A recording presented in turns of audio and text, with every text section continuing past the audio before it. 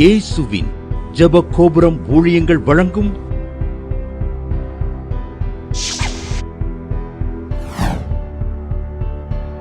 நம்பிக்கையிலே சந்தோஷமாயிருங்கள்.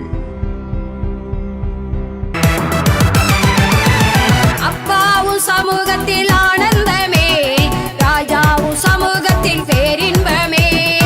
அப்பாவும் சமூகத்தில் ஆனந்தமே, ராஜாவும் சமூகத்தில் பேரின்பமே. பாடுவோம், கொண்டாடுவோம், துதிப்போம், ஜெயம் எடுப்போம்.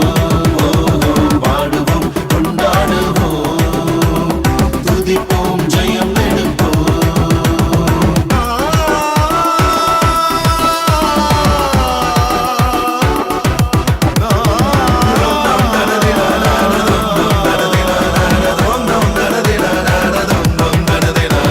தேடி வந்து ரட்சித்து விட்டார், தேவ ஆவியால் நிரப்பி விட்டார். தேடி வந்து ரட்சித்து விட்டார், தேவ ஆவியால் நிரப்பி விட்டார். பாடுவோம், கொண்டாடுவோம், துதிப்போம், ஜெயம் எடுப்போம். பாடுவோம், கொண்டாடுவோம், துதிப்போம், ஜெயம் எடுப்போம். அப்பாவும் சமூகத்தில் ஆனந்தமே, ராஜாவும் சமூகத்தில் பேரின்பமே. அப்பாவும் சமூகத்தில் ஆனந்தமே, ராஜாவும் சமூகத்தில் பேரின்பமே.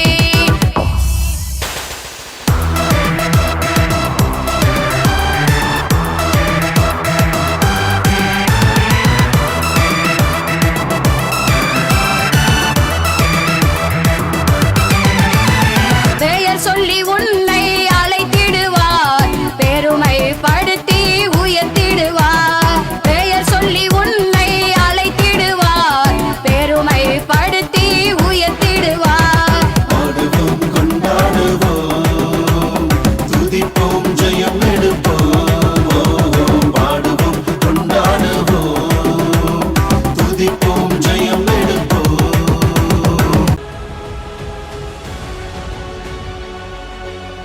கும்பகோணத்துல இருந்து மேரிங்கிறவங்க எழுதியிருக்காங்க. அவங்களுக்கு நடந்தால் மூச்சு வாங்குமா, நுரையீரலில் ப்ராப்ளம், அது மாத்திரமில்ல வயிறு வலி, அல்சர், என்னமும் சாப்பிட முடியாது, லூஸ் மோஷன் ஆயிரும். இந்த 2 கஷ்டம் எனக்கு இருந்துச்சு. நான் ஒவ்வொரு வாரமும் ஜாய் டிவியை ஞாயிற்றுக்கிழமை மாலை 7:30 மணிக்கு பார்ப்பது வழக்கம். நான் அப்படி பார்த்து கொண்டு இருக்கும்போது அம்மா ஜெபிக்கும்போது நானும் சேர்ந்து ஜெபம் பண்ணேன். எனக்குள்ளே ஒரு வல்லமாக இறங்குனது. பிறகு நடந்து பார்க்குறேன், மூச்சு வாங்கலை. அதே போல் நான் என்ன சாப்பிட்டாலும் இப்போ லூஸ் மோஷன் ஆகுறதில்ல, வயிறு வலி இல்லை. கர்த்தருடைய நாம மகிமைப்படுவதாக என்று சாட்சி எழுதியிருக்காங்க. அல்லேலூயா. நம்பிக்கையிலே சந்தோஷமாயிருங்கள். ஆண்டவராகிய இயேசு கிறிஸ்து நாமத்தினால வாழ்த்துக்களை தெய்வ சமூகத்தில் உங்களுக்கு கூறுகிறோம். இந்த நம்பிக்கையிலே சந்தோஷமா இருங்க நிகழ்ச்சிக்கு உங்களை அன்போடு கூட வரவேற்கிறோம். ஒவ்வொரு வாரமும் ஞாயிற்றுக்கிழமை மாலை 7:30 மணிக்கு நம்பிக்கையிலே சந்தோஷமா இருங்க நிகழ்ச்சி இந்த ஜாய் டிவியில் ஒளிபரப்பட்டு வருகிறது.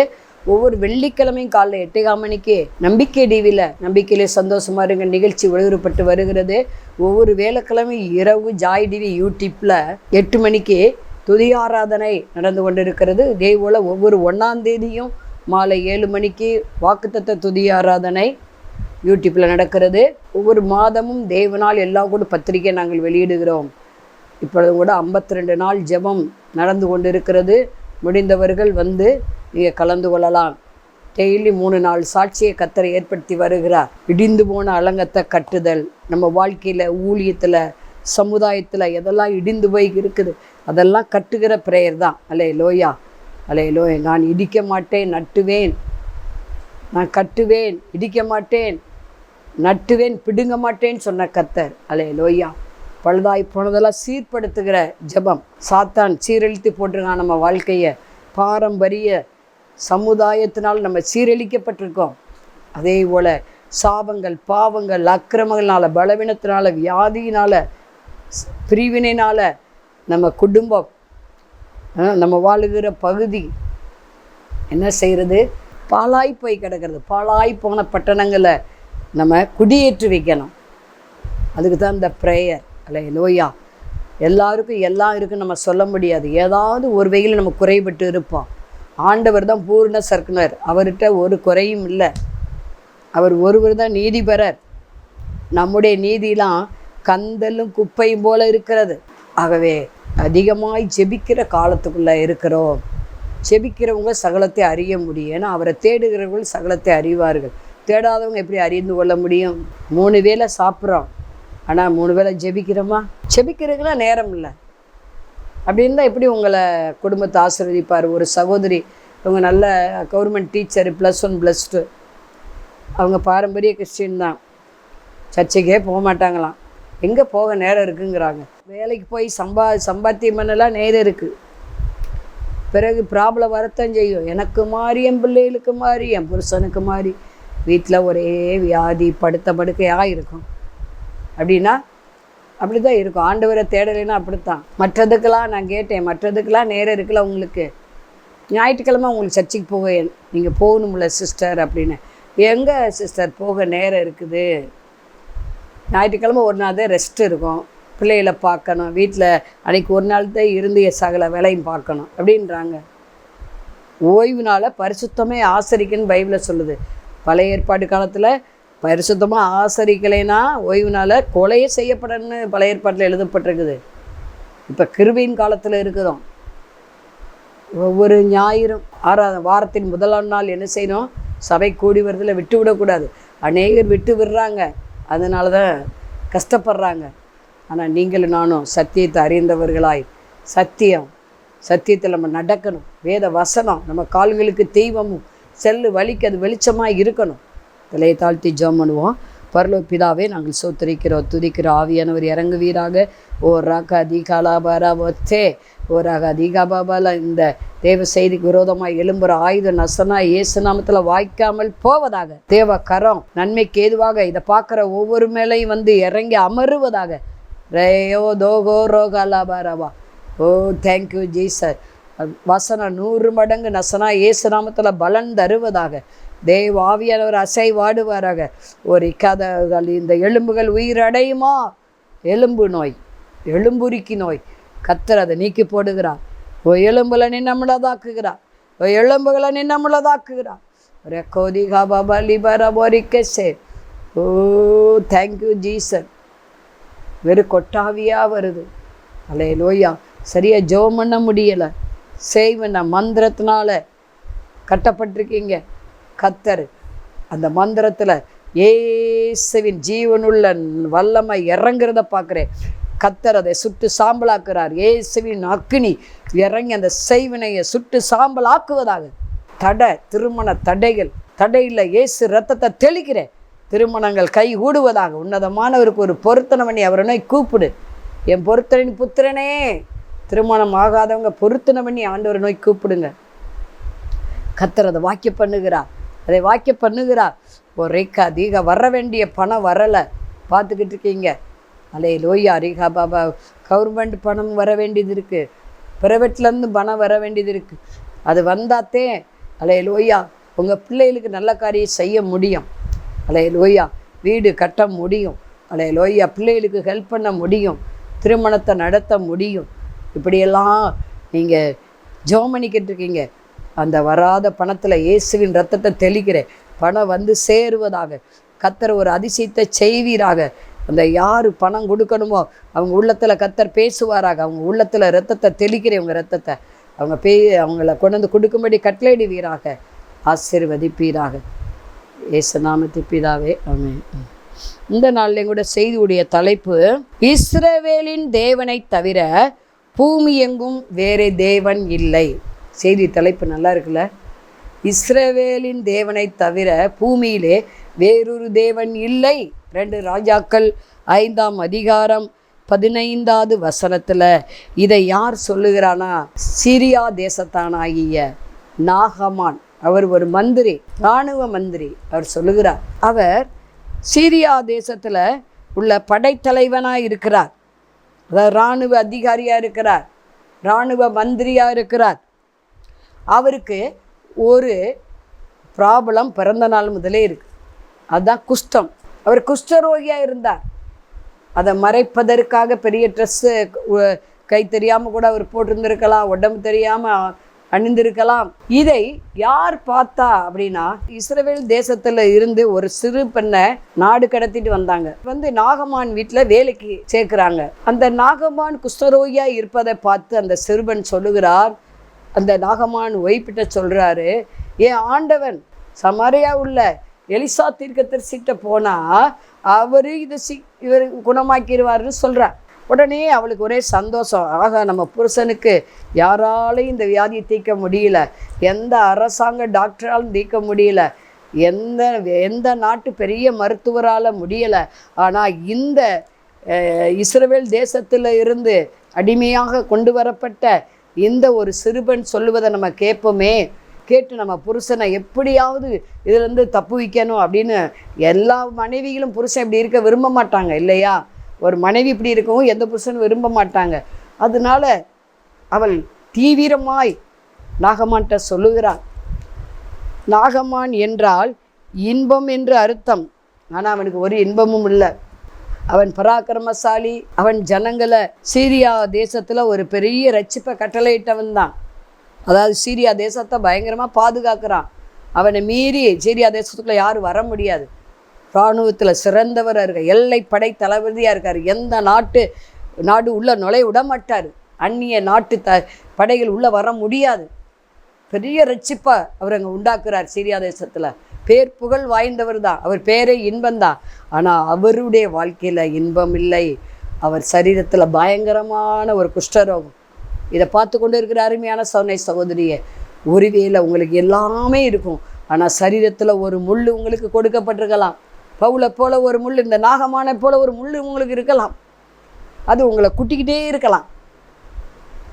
கர்த்தர் இன்றைக்கு தீர்க்கதரிசனமாக சொல்கிறார், அதுலேருந்து உங்களை விடுவிக்க விரும்புகிறார். நாகமானுக்கு அந்த சிறுவன் இஸ்ரவேல் பெண் ஒரு ஆலோசனை சொன்னார். சமாரியாவுக்கு போனார். அங்கே உள்ள எலிசா தீர்க்கதரிசிட்ட போனார். அவர் என் ஆண்டவனை சுகமாக்கிடுவாருன்னு சொல்கிறார். இஸ்ரவேல் தேவன் தான் பெரிய தேவன். அதாவது இஸ்ரவேல் தேவன் அண்டிக் கொள்ளுகிறவர் பாக்கியவான்கள். இவரை தெய்வமாய் கொண்ட ஜனம் பாக்கியம் உள்ளது. நமக்கு ஒப்பானவங்க யார் இருக்கவே முடியாது. அதான் சங்கீதக்காரன் 18:21 சொல்லுகிறாரு, நமது தேவனை அண்டி கண்மலை யார்? வேற கண்மலை இல்லையே. குஷ்டரோகத்தை, மரண வியாதியை, இந்த கடனை தீர்க்கிறதுக்கு வேற யாரும் இல்லையே. பாவக்கடன் சாபக்கடனை தீர்க்கிறதுக்கு இந்த உலகத்தில் எந்த தெய்வமும் இல்லையே. பாவக்கடனை யாருங்க தீர்க்கிறா? சாபக்கடனை யாருங்க தீர்க்கிறா? அல்ல தொன்று தொட்டு வருகிற பாரம்பரிய அந்த நோய், பாரம்பரிய கட்டுகள், பாரம்பரிய விபச்சாரங்கள், இதை யார் எந்த சமுதாயம் தீக்குது சொல்லுங்க பாப்பா? இல்லை. ஆண்டவர் மனுஷகுமாரன் விடுதலை ஆக்கினால் மெய்யாகவே விடுதலையாகும் என்பதில் சந்தேகமில்லை. சரி, அங்கே நெகேமியா 6:16 சொல்லுது, எங்கள் தேவனால் காரியம் கைகூடி வந்தது நெகேமியா சொல்கிறார். இஸ்ரவேலிலே ஒரு தேவன் இருக்காரு, பூமி எங்கில் அப்படிப்பட்ட ஒரு தேவன் இல்லை என்று நாகமான் இராணுவ மந்திரி, சிரியா நாட்டு மந்திரி என்ன பண்ணுகிறார்? சவால் விடுகிறார். அவருடைய குஷ்டரோகம் நீங்கினதுனால சொல்கிறார். இந்த நாகமான் சீரிய தேசத்தார் என்று பார்க்குறோம்.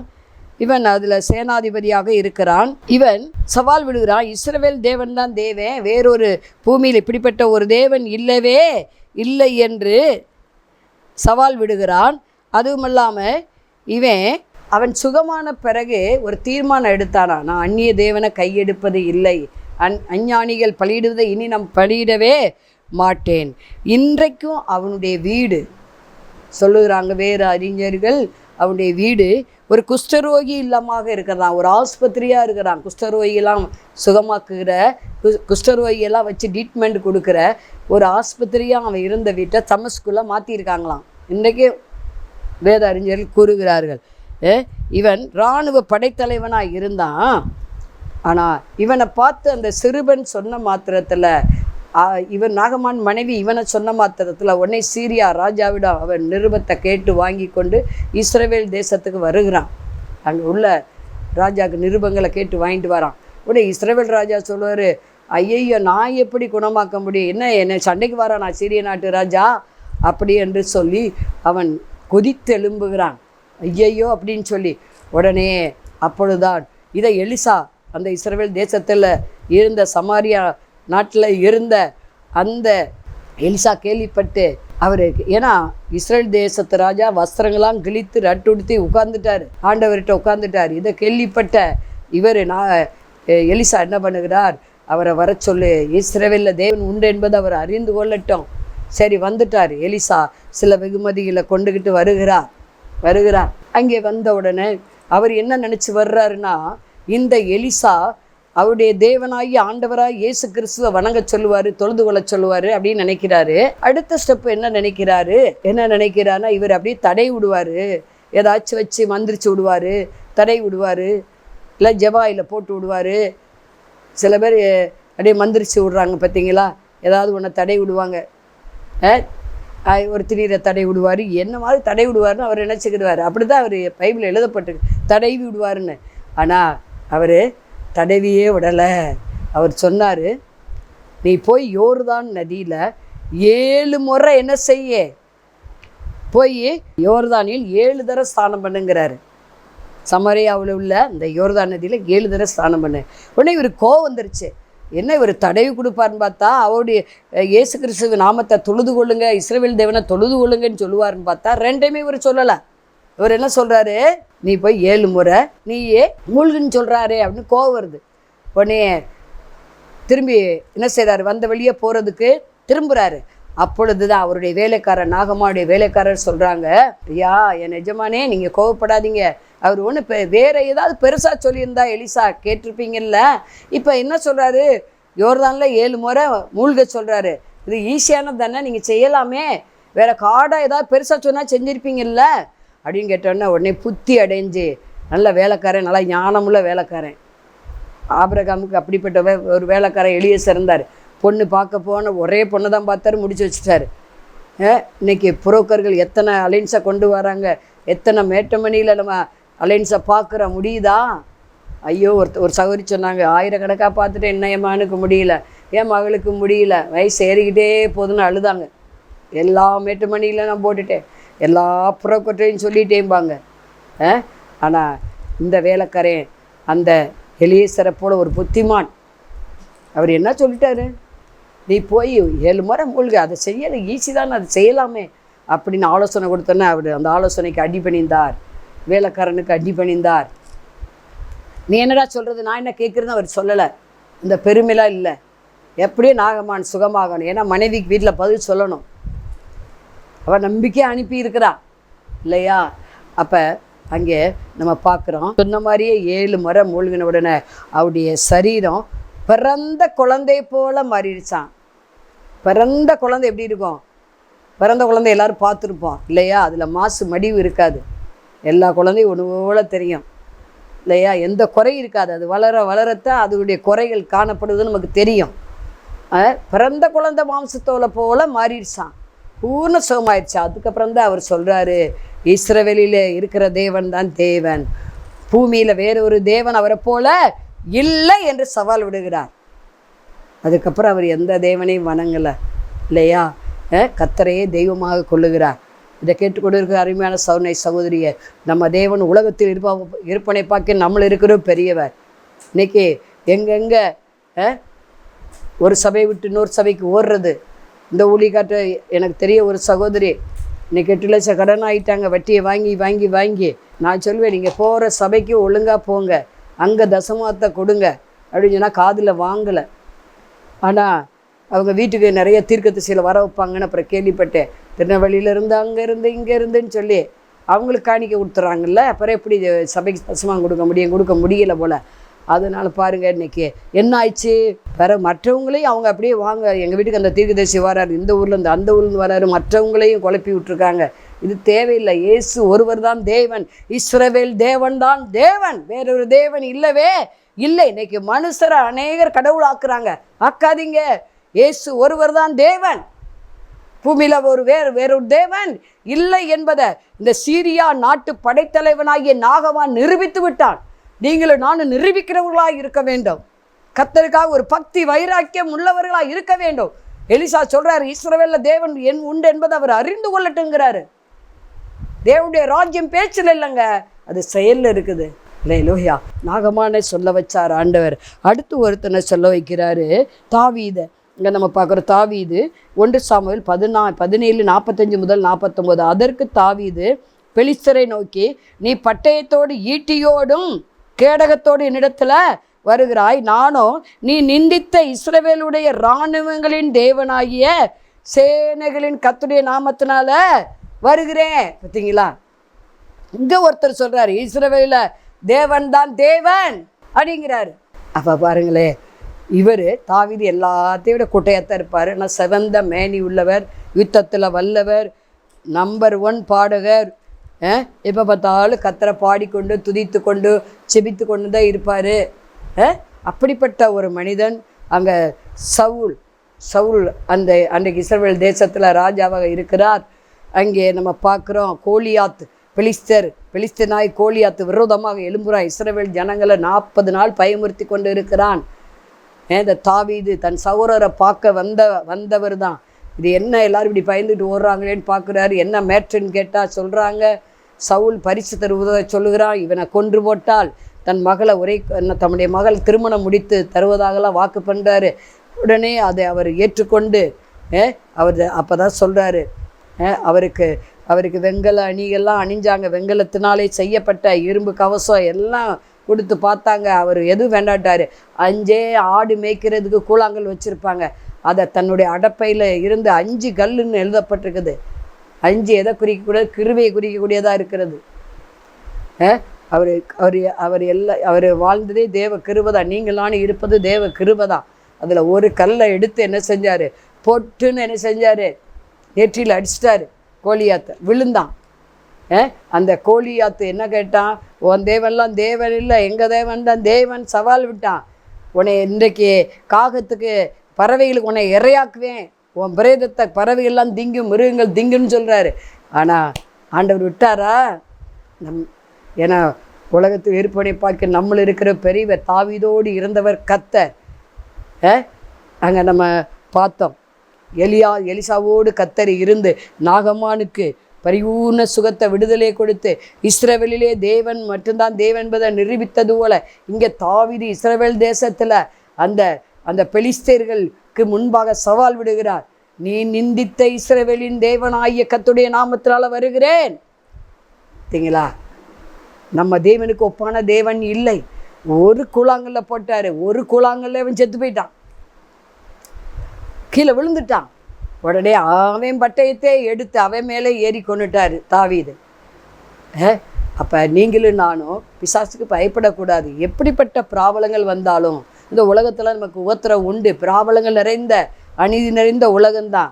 திடீர்னு பலவீனம் தாக்கும், திடீர்னு வியாதி வரும், திடீர்னு அந்த சௌரி சொன்னாங்க, அந்த 8 லட்சம் கடன் சொன்னேன்ல, அவங்க எப்படி தான் நான் கடன் பட்டேன்னு தெரியல, மைமேஷன் பண்ணிட்டாங்க வட்டிக்கு. இவங்ககிட்ட 2 வட்டின்னு எழுதி வாங்கிட்டு 7 வட்டிக்கு 2 வட்டின்னு சொல்லிட்டு பத்திரத்தில் எழுதும்போது 7 வட்டின்னு எழுதி சைன் வாங்கியிருக்காங்க. இன்னும் ஒரு 5 வட்டி, இன்னும் ஒரு 10 வட்டி. இப்போ பாருங்கள், தலைமுறை ஆகுறாங்க. பிள்ளைங்க 3 வரையும் காணோம். நல்லா வாலிய பிள்ளைய கல்யாணம் ஆகலை, எல்லா வேலையை விட்டுட்டு எங்கே தான் இருக்காங்கன்னு தெரியல. ஏன்னா கடன்காரங்க வந்து வீட்டில் கதை உடைக்கிறாங்க, அசிங்கசியமாக வந்து பேசுகிறாங்க. இது தேவையா? ஒரு விசுவாசி ஒரு அவிசுவாசிட்டு போய் கடன் வாங்கலாமா? அன்பு கடனை தவிர நீங்கள் நானும் மற்ற விதத்திலும் கடன் படக்கூடாதுங்க. இந்த தாவீதின் தேவன் இஸ்ரவேலின் தேவனாக இருந்தார், வேறொரு தேவன் இல்லை என்று இவர் நிரூபித்தார். அதேபோல நாகமான், சீரியா தேசத்தனாகிய நாகமான் நிரூபித்தான். அதேபோல யோசபாத்து நிரூபித்தான். யோசபாத் 2 அதிகாரத்தில் 22வது வசனம் நீங்கள் வாசிக்க முடியும். அப்போ இங்கே இந்த யோசபாத் வந்து யூதாவின் ராஜா. இவர் காலத்தில் இஸ்ரவேலுக்கு யூதாவுக்கும் நல்ல ஒரு சமாதானம் இருந்தது. இவர் வந்து சிவந்த சமுத்திரத்தில் ஒரு துறைமுகம் இருந்தது. அந்த துறைமுகத்தில் பெரிய பிஸ்னஸ் தளம் வச்சுருந்தார், தொழிற்பேட்டை. மறு தேசங்களிலும் இருந்து இவர் நல்ல பொருளாதாரத்தை வர வைக்க, நல்ல விளைச்சல், இதெல்லாம் ஏற்றுமதி இறக்குமதி சூப்பராக செஞ்சார். இவர் ஞானமாக இருந்தார், கர்த்தருக்கு பயப்படுவராக இருந்தார், கர்த்தரையே தேடுகிறவராக இருந்தார். 2 நாளாமை 20-22 பாருங்கள், 3 நாட்டவர் எதிர்த்து வாராங்க. அமெரிக்கையர், சீரிய மலை தேசத்தார், அம்மோனியர் எதிர்த்து வாராங்க. ஆனால் பாருங்கள், இவர் இஸ்ரவேலில் தேவன் உண்டு என்பதை இவர் நிரூபித்தார். பாடி துதித்து ஜெபிக்க எல்லாரையும் அழைத்தார். எல்லாரும் தேவாலயத்தில் கூடி ஒருமுகப்பட்டு ஜெபிக்கும் போது ஒரு லேவியின் மேலே ஆவியானவர் இறங்கினார். இஸ்ரவேலில் தேவன் உண்டு என்பதை அறிந்து கொள்ளும்படி இறங்கினார். எல்லாரும் சிறடிக்கப்பட்டார்கள். மோவாபியர், அம்மோனியர், சேயர், மலை தேசத்தார் 3 பேர் அழிக்கப்பட்டார்கள். இஸ்ரவேலின் தேவன் அவங்க ஆஸ்தியை, அந்தஸ்து, அவங்களுடைய உடைமை எல்லாம் இவர்களுக்கு தந்துவிட்டார். கொள்ளை அடித்தார்கள் 3 நாள். நீ இஸ்ரவேலில் தேவன் உண்டு என்பது கர்த்தர் உங்களுடைய பொருளாதாரத்தில் நிரூபிக்க போகிறாரு, சரீர பிரகாரமும் நிரூபிக்க போகிறாரு, அதே போல் யுத்தத்திலே நிரூபிக்க போகிறார். ஜெபம் பண்ணுவோம். பரலோக பிதாவே, நாங்கள் ஸ்தோத்திரிக்கிறோம். இதை பார்த்து கொண்டு இருக்கிற ஒவ்வொருவரையும் நீங்கள் ஆசீர்வதிங்க. தேவ மகிமை இறங்கட்டும், தேவ வல்லமை இறங்கட்டும். யார் யாருக்கு ஆண்டவரே தகப்பனே அப்பா என்னென்ன தேவையோ இப்போ சந்திப்பீராக ஆண்டவரே. ரீகாதாவை உம்முடைய மகிமை இறங்கட்டும், உம்முடைய வல்லமை இறங்கட்டும், உம்முடைய பிரசனை மூடட்டும், கர்த்தருடைய கர்ரை அமரட்டும். அல்ல தலைவலி, இது யாருக்கோ தலைவலி இருக்குது பார்த்துக்கிட்டீங்க, தலைவலி இப்போதே நசரா இயேசு நாமத்தில் நீங்குவதாக. கர்த்தருடைய கரம் தொட்டு இப்போ சுகமாக்குறது. ஓ ரீகா தகலவர வச்சே ஒரு பிஸ்னஸ் சரியில்லை, ஒரே போட்ட முதல்ல கூட எடுக்க முடியல பார்த்துக்கிட்டீங்க. இயேசுவின் கரத்தில் அந்த பிஸ்னஸை நாங்கள் கொடுக்குறோம். கர்த்தர் ஆசீர்வதிப்பீராக, அற்புதம் செய்வீராக. ராகா தீகா பாபா லீபாரவா ஷே, ஓ ராகா தீகா பாபா லீபாரவா சக்கதி. குழந்தை இல்லை பார்த்துக்கிட்டீங்க, இப்போதே கற்பப்பையில் ஒரு குழந்தை உருவாவதாக, இயேசுவின் நாமத்தில் உருவாவதாக. கற்பத்தின் கனி கர்த்தர் கொடுக்கிற பலன், பிள்ளைகள் கர்த்தரால் ஒரு சுதந்திரம், அற்புதம் நடப்பதாக, அதிசயம் நடப்பதாக. சாட்சியா நிறுத்துங்க இயேசு நாமத்தை பிதாவே, ஆமென். மாணவர்களே, அதிசய கல்வாரி ஊழியங்கள் மூலம் ஒவ்வொரு மாதமும் தேவனால் எல்லாம் கூடும் பத்திரிகையை நாங்கள் வெளியிடுகிறோம். தேவ சமூக பாடல்கள் DVD, ACD இந்த பாடல்களை நாங்கள் வெளியிடுகிறோம். அதிசய கல்வாரி ஊழியம் இது தீர்க்க தரிசன ஜெப ஊழியமாக நடைபெறுகிறது. இந்த ஊழியங்களுக்காக ஜெபிக்க, காணிக்கையை அனுப்ப தாங்க மறவாதிருங்கள். ஜெபிக்கிற, கொடுக்கிற, உழைக்கிற உங்கள் ஒவ்வொருவரையும் ஆண்டவர் தாமே ஆபிரகாமை ஆசீர்வதித்தது போல சகல விதத்திலும் உங்களை ஆசீர்வதிப்பாராக. ஆமென். அன்பிற்குரியவர்களே, இந்த ஊழியத்தை உங்கள் காணிக்கைகளால் தாங்குபவர்களின் கவனத்திற்கு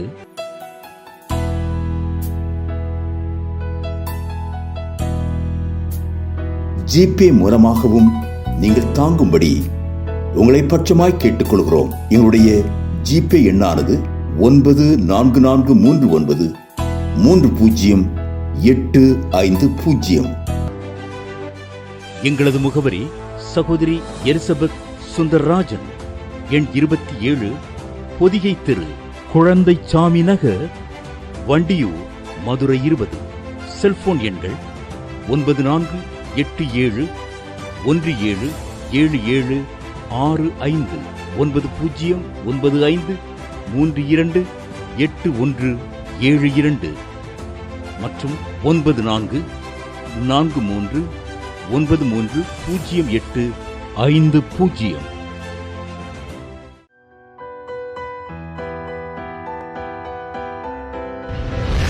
கர்த்தர் உங்களை ஆசீர்வதிப்பாராக.